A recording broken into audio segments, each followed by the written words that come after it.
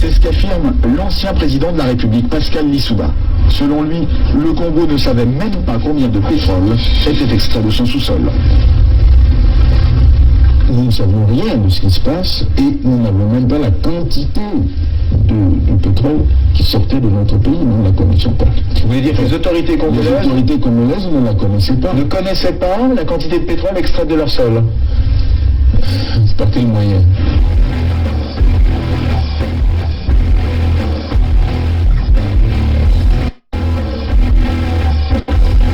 Une seconde chose, c'est qu'une grande partie de l'argent qui est dans notre porte-monnaie vient précisément de l'exploitation depuis des siècles de l'Afrique, pas uniquement, mais beaucoup viennent de l'exploitation de l'Afrique. Alors, il faut avoir un petit peu de bon sens, je ne dis pas de générosité, de bon sens, de justice, pour rendre aux Africains, je dirais, ce qu'on leur a pris, d'autant que c'est nécessaire si l'on veut éviter les pires convulsions ou difficultés avec les conséquences politiques que ça comporte dans le prochain avenir.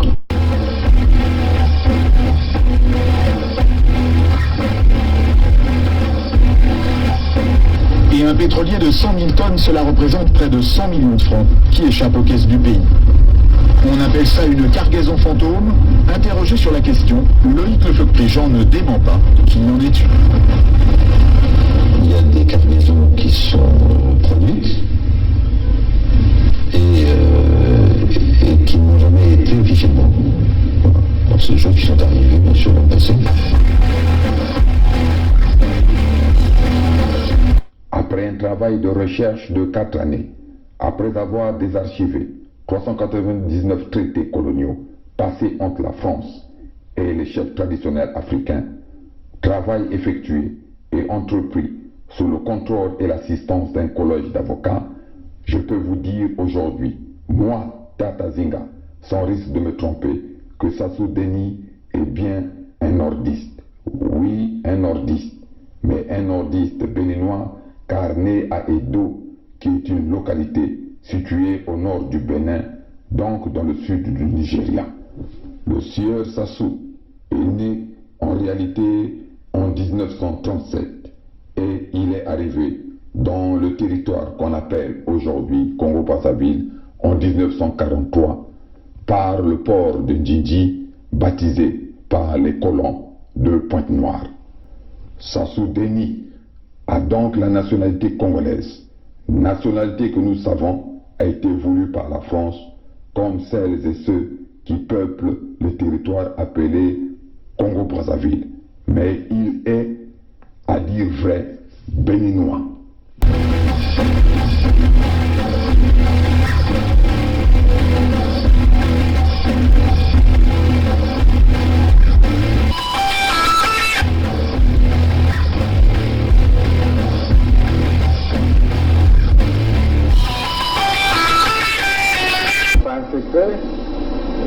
Qu'il y a quelques éléments de l'armée angolaise qui sont dans le pays et qui nous ont apporté leur soutien dans la dernière phase. On ne pouvait pas s'allier avec les Souba pour que nos amis de Luanda se croisent les bras. Donc nous avons obtenu un appui matériel de Luanda qui nous a permis d'aller vers la fin de la guerre. Mais je dois dire que cet appui, nous l'avons obtenu début octobre 1997, mais la guerre avait commencé le 5 juin 1997. Et les armes venaient d'où alors? Comment elles étaient acheminées? Ah, ça, il y a les airs, il y a les mers, il y a les routes. Pour partir de Luanda au Congo, je crois qu'on n'a pas besoin d'un miracle, non? C'est un grand État qui a des avions, qui a des bateaux, comment puis-je vous dire? Par quel chemin seraient passées ces armes pour arriver? Ben, ils sont arrivés.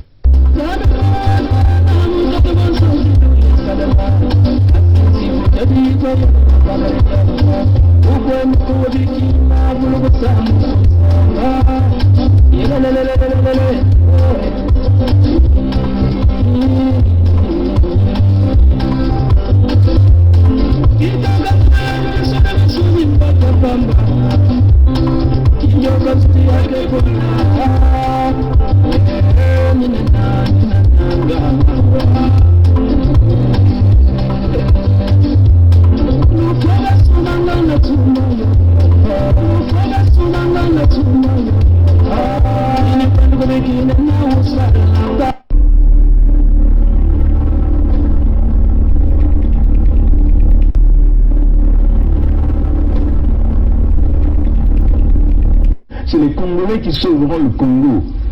Ce n'est pas la communauté internationale.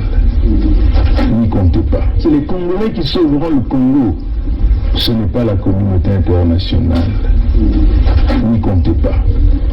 I am not come here to battle and to struggle. I came here to help my country to develop themselves.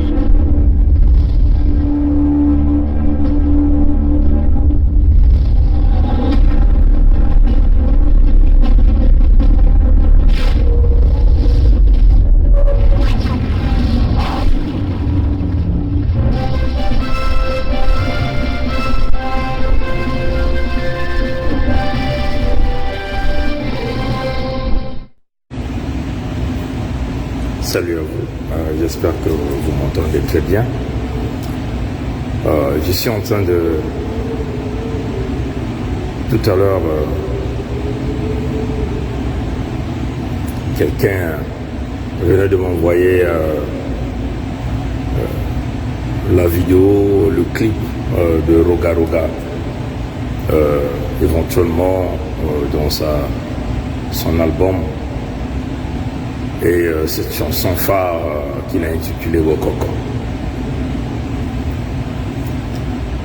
Bon, j'étais un peu curieux parce que moi déjà je ne suis pas la musique, cette musique-là de Roga Roga. Premièrement parce que c'est un membre de la loge, deuxièmement il fait l'apologie de la colonisation au Sud-Congo. Donc moi je ne m'intéresse pas vraiment à ce que Roga Roga fait.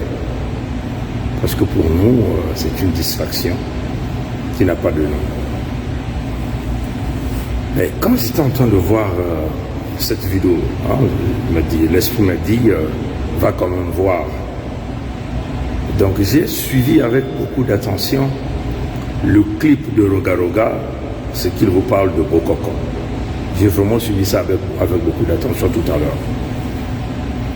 Bon, premièrement, vous allez constater déjà le delta qui sort au début de la chanson. Il y a un petit delta blanc en bas qui sort. Et ce delta, vous connaissez, c'est le delta franc-maçonnique. Ça, c'est le premier symbole. Deuxième symbole, quand le monsieur danse, il est debout devant deux colonnes qui représentent donc les colonnes franc-maçonniques que nous appelons Jacquin et Bose, hein, ou Boise, on peut l'appeler comme ça. Donc, il est debout entre les deux colonnes franc-maçonniques, Jacquin et Bose, hein, pour les francs-maçons. Donc, lui qui est devant là, c'est l'homme parfait qui est en contact avec les divins. Les divins dans le côté négatif, hein, c'est-à-dire que le diable, la malédiction et le monde invisible, hein, ils dansent là. Vous voyez bien ces deux portraits, ces deux colonnes qui sont là. Bon, maintenant, un autre symbole, c'est que le troisième symbole, c'est que, à l'exception des danseurs qui sont habillés en noir-blanc, lui, Roga Roga, il est en forme de raffia jaune-noir. Jaune-noir. Mais jaune-noir symbolise diable noir. Donc,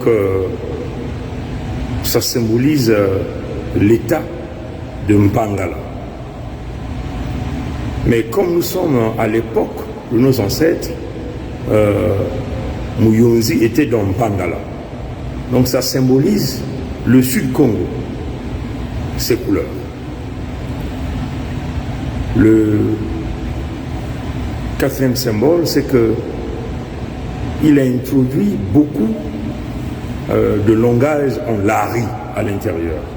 Une façon de chercher à se connecter par le biais du diable noir avec notre peuple. Avec notre peuple. Le cinquième symbole, c'est que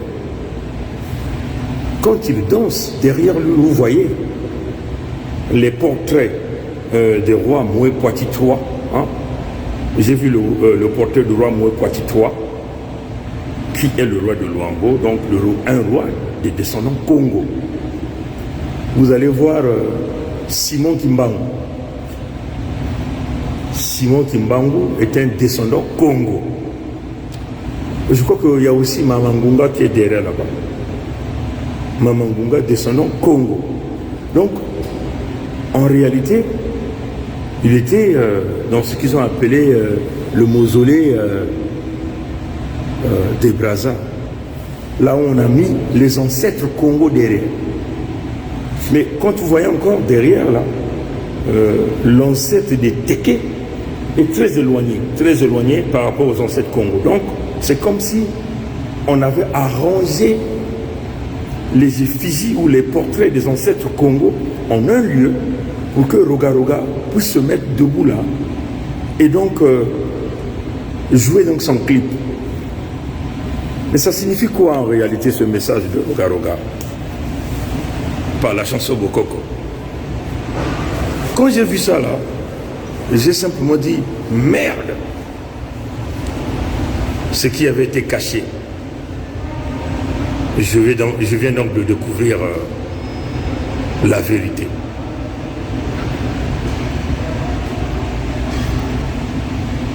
Ça signifie quoi, mes très chers amis? Ça signifie que la chanson Bokoko de Roga Roga est un deal mystique, hein?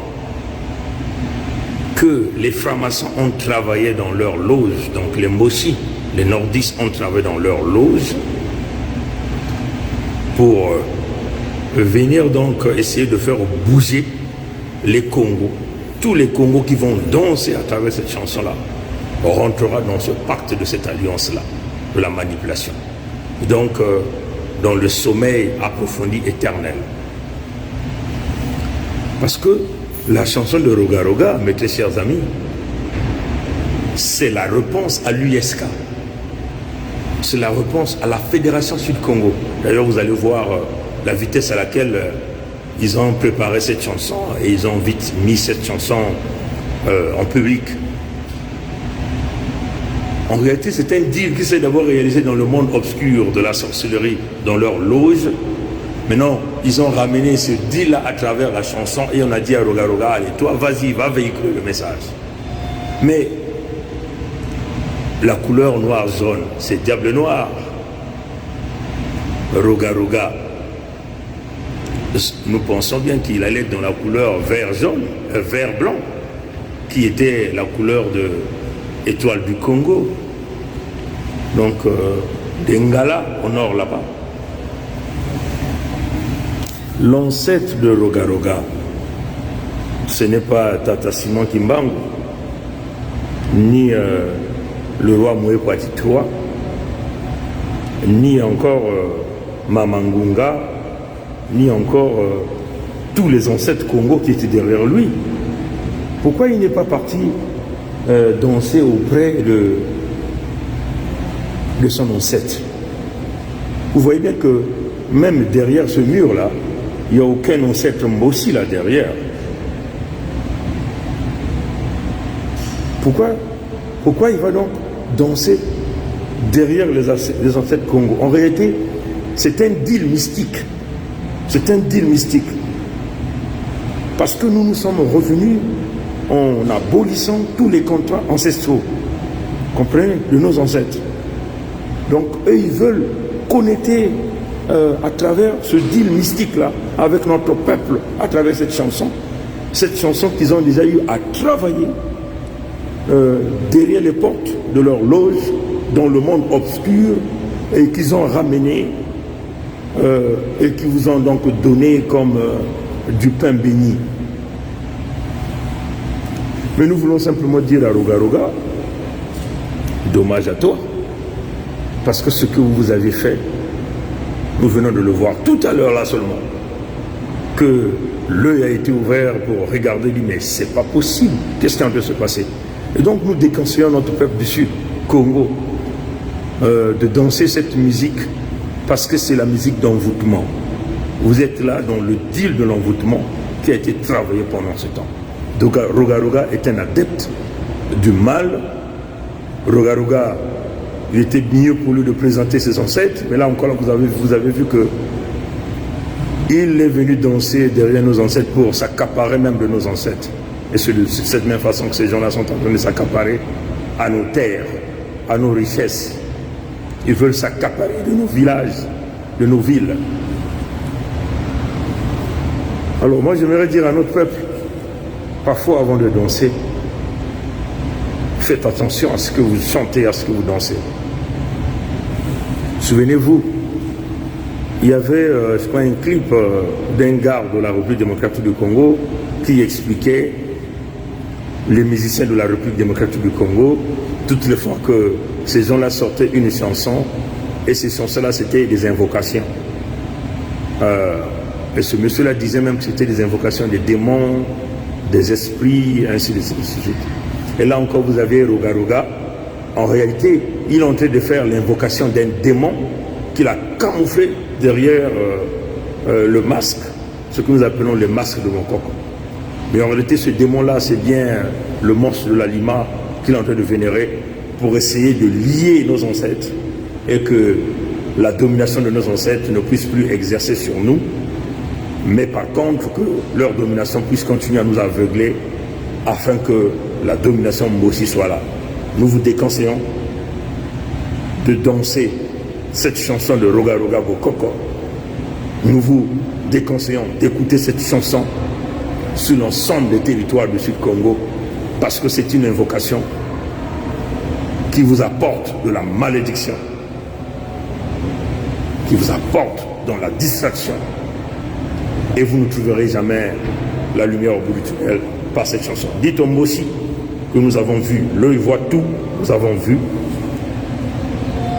Maintenant que nous connaissons, c'est devenu nul et sans effet. Merci d'avoir suivi le live. À la prochaine.